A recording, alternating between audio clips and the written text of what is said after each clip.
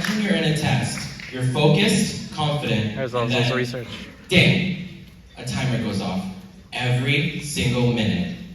Welcome to Afzal's world, where we test how long it takes for someone to scream, "I give up," in the name of science. Welcome our first presenter, Afzal Akhtar.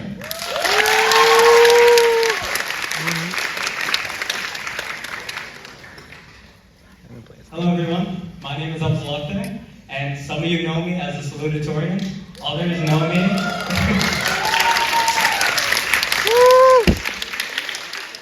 Others know me as the president of Science Olympiad, but today... Yeah! But today, you're gonna know me as the guy who did a study on self-efficacy. So let me get to it. Oh, whoopsie. Take a look at this image. What do you see? If you see what I see, you see a girl who is taking an examination and is running out of time. The clock is ticking fast. This is a very common occurrence. And to showcase just how common it is, let me ask you all a question. He's in the shadow. By a show of hands, who here has walked out of an exam hall and felt if only they had a little more time, they could have succeeded? You see, that's a lot of hands, and that, my friends, is time stress. The feeling of being rushed as a result of a time constraint. It also showcases just how common time stress really is, practically affecting all of us here. Better light on this one. But despite how common it is, I never really thought about studying it until this instance. So, how did I get here? What led to such an intricate research topic? Let me set the scene. It was my sophomore year, and I was taking an introductory research course. And my teacher, Ms. Cunningham, said something very interesting. She said that she performs better under a time constraint. Now, this is very strange, because while she can perform something like this, my class collectively agreed we perform something like this. Why is there such a broad spectrum in performance under time stress? There must be an underlying factor. And there is self-efficacy. But in order for you to understand my study, you guys have to understand what self-efficacy is. Self-efficacy is the belief in your own ability to achieve a specific task or goal. And the best way for you to understand those jargon words is through a study. This was a study by Barrows et al. And what he did was he investigated self-efficacy by giving 100 college students an examination, but before that, a self-efficacy survey. His finding was that high self-efficacy correlated with better performance on the examination. Well, that's cool, but what's more cool is what the actual components of self-efficacy are. You see, he found 3 components for self-efficacy: motivation, decision-making, and test anxiety. He found it to increase motivation, self-efficacy to increase decision-making ability, and decrease test anxiety.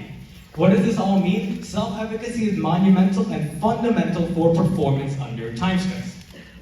But alas, there is a gap. You see, there's a ton of research on performance under time stress and how time stress negatively impacts performance. And there's also a ton of research on self-efficacy and how beneficial it is to performance.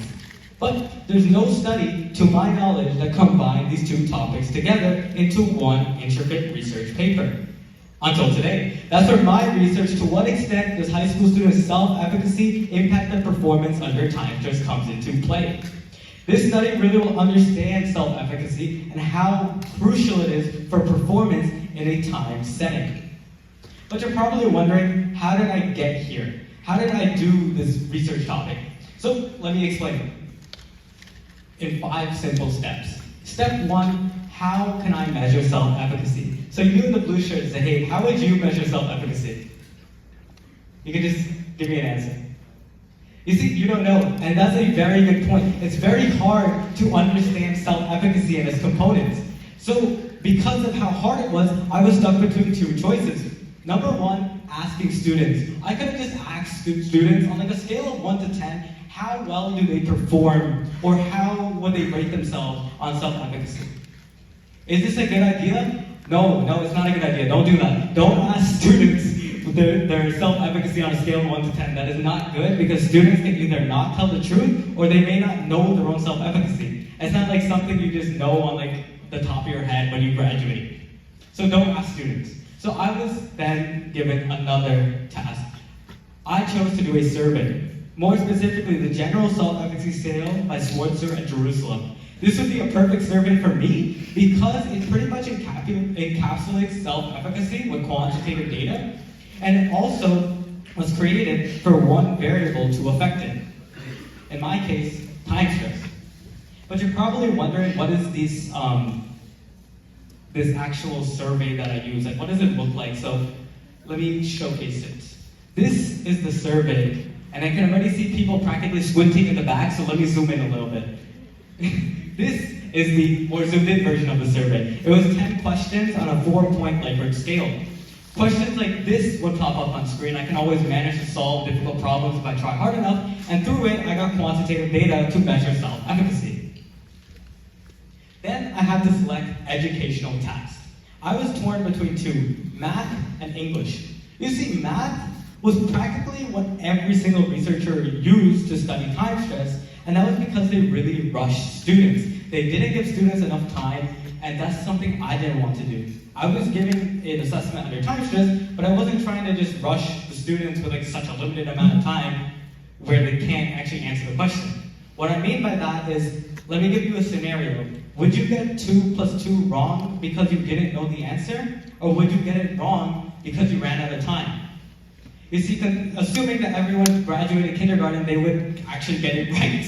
So that is not the best way for me to measure performance under time stress. For English, it's completely different.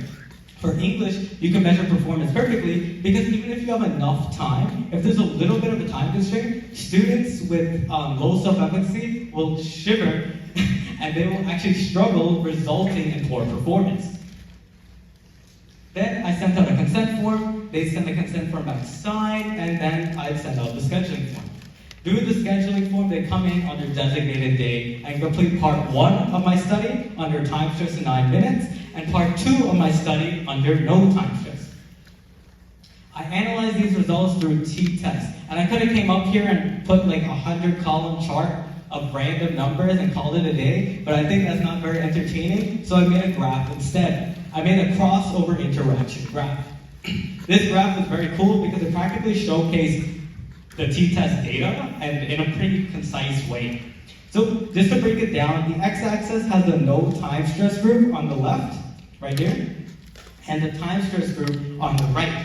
That orange bar you see is the low self-efficacy group's performance, and the blue bar is the high self-efficacy group's performance. What did we see? There's 2 major results. Number 1, time stress negatively impacted both groups.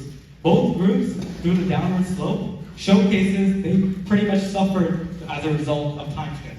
Moreover, the low self-efficacy group performed statistically significantly worse than the high self-efficacy group. So, what does this all mean? To what extent does high school students' self-efficacy impact their performance under time stress? To a large extent. The low self-efficacy group practically performed way worse than the high self-efficacy group. And that leads to 2 implications. Number 1, increasing self-efficacy policies, and number 2, decreasing time stress. We found self-efficacy to positively impact both groups' performance, and that's why we should try to increase self-efficacy through policies like positive verbal feedback. But time stress negatively impacted both groups, and it disproportionately impacted one group over the other. What does that mean? Time stress should be replaced and reduced, but alas, there are some limitations. I did convenience sampling, and although convenience sampling is in the name convenient, it's not exactly the best way to get results. What I mean by that is, in my case, I got a gender bias. And the problem with a gender bias is you're not able to generalize the results. So that's where I want you future researchers to come in. I see a lot of sophomores and juniors here, and you can build on my study. You see, there's future directions that can be taken, 3 to be exact. Number 1, redoing my study with random sampling and more participants would allow for generalizability. Number 2, researching on a younger population that would allow us to understand how self-efficacy changes over time. There's a ton of research on college students, and my study was on high school students, but there's no research on middle school or elementary students. That's a major gap that we can study. Finally, We studied how self-efficacy impacts performance under time stress. But what about the other way around? How does time stress change self-efficacy? That would really showcase how quickly our confidence levels can change as a result of the stressor. Oh. Well, the last slide said thank you, but it's not there anymore. Thank you. Yeah!